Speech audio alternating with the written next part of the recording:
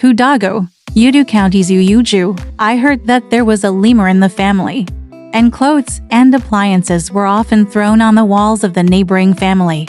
His family had accumulated a lot of tartan cloth to make clothes, and saw that the bundles of tartan cloth were still the same, so they could be unwrapped and the center was empty and all cut. There are so many pranks like this that the family is suffering. In one case, the whole family shouted abuse at Fox, and Yuejiazhuang hastily cautioned that, "Don't let the fox hear you like this." As the words continued, Fox said on the roof, "I heard them." Since then, the sneaking has only gotten worse. One day, the Yuejiazhuang couple lay awake, and the fox secretly took their quilts and clothes. Both crouched naked on their beds, looking up into the air and praying pathetically to the fox. A beautiful woman came in through the window and threw her clothes on the bed. "Look at this girl. She's not too big.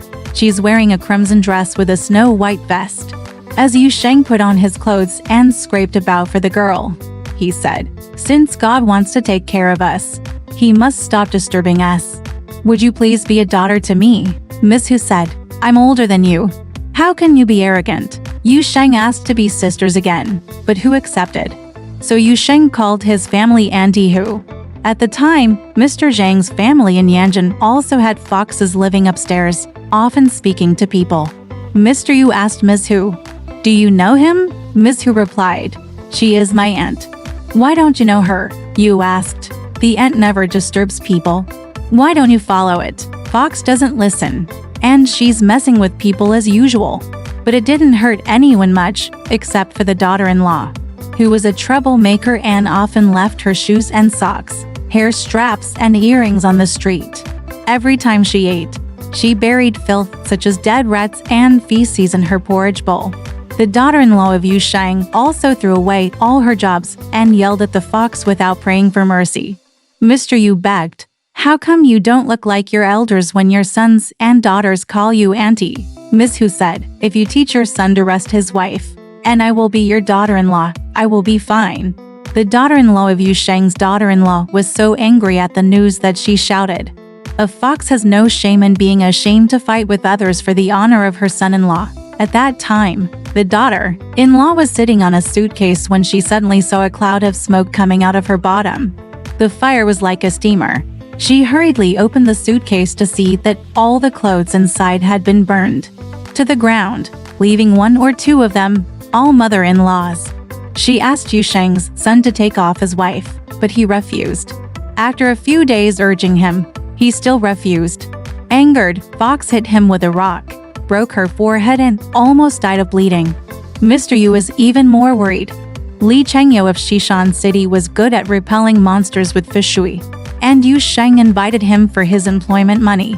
Li Chengyao rode on a red silk in mud for 3 days. He tied the mirror to a stick and held it all over the house. "Keep the boy in the back. If you see anything, report it." In one spot, the boy said it looked like a dog was lying on the wall. Li Sungyao immediately drew up his index finger and middle finger, pointing and writing the symbol on the wall. Then he walked around the yard, spelled out, and soon saw the family's dogs and pigs, their ears dangling and their tails pinned, as if they were following orders. Li Sungyao waved and said, "Go away." They then left one after the other in a queue. Li Sungyao spelled the mantra again, and a group of ducks arrived immediately. Then he waved them away. A few moments later, a flock of chickens returned, and Li Sungyao pointed to one of them. All the other chickens were gone, except for the one on the ground alone, crowing with his wings and saying, "I dare not." Li Chengyao said, "This object is a purple ante made by your family." The whole family said they never made it. Li Chengyao said, "Zigu is still at home." So the whole family recalls that 3 years ago, they did make anti-purple ante, played this game, and that's when the foxes started their strange affair.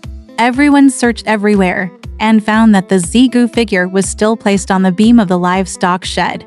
Li Qiao took it down and threw it into the fire, took out another wine bottle, read 3 spells, and thrice reprimanded it. The chicken got up from the ground and ran away. At this point, I heard the wine bottle saying, "UC is really tough, in a few years. It's time to come again."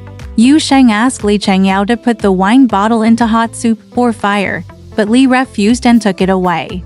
Some people saw more than a dozen bottles hanging on the walls of Mr. Li's home and foxes in his mouths blocking his mouth. He said he had let them out one by one for misdeeds, but he relied on this method to get a bribe and treat the foxes as wonders. Alright, this story has come to an end. If you liked it, please give it a thumbs up. Thank you.